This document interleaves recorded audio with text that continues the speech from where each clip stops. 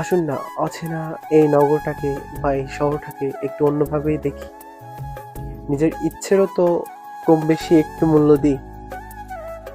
টাকা তো একসময় অনেক হবে। সত্যি কথা বলতে টাকা যে প্রকৃত সুখ এটা কখনো না।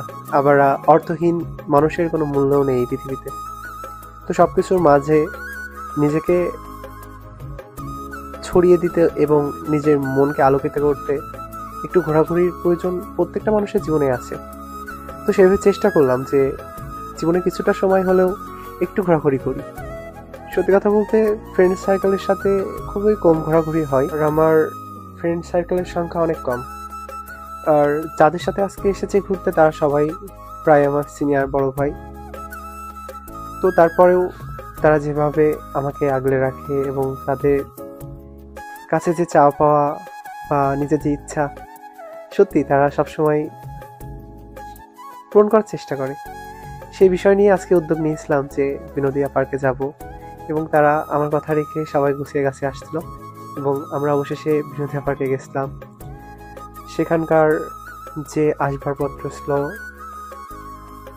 মূলত এটা কুটির শিল্প। বিনোদিয়া পার্কে যে অনুষ্ঠানটা বা র্যাপিড ড্রটা হচ্ছে, এটা একটা কুটির শিল্পর অংশ, যেখানে ন্যাচারালি যারা নিজ হাতে সবকিছু তৈরি করে, বিভিন্ন বস্ত্র, বিভিন্ন নিপুণভাবে তৈরি করা পোশাক, অর্নামেন্ট আরও ইত্যাদি ইত্যাদি, এগুলো নিয়েই এই কুটির শিল্পগুলো বাংলাদেশের বিভিন্ন জায়গাতে প্রত্যেক বছরই কোথাও না কোথাও বসে। আর সত্যি কথা বলতে এগুলো ভিজিট করে দেখার মজাই আলাদা। আর নিত্য নতুন মানুষের ভিড়ে নিজেকে হারানোর মজাটা সত্যি এক অন্যরকম। তো চেষ্টা করি আমরা সবসময় নিজের ইচ্ছেকে পূরণ করার। আর ইচ্ছে বলতে নিজে যেটা মন চাবে সামাজিকতা বজায় রেখে যদি সেটা করা হয়, তো সেই ইচ্ছেটা কখনো নেগেটিভ সাইডে যায় না।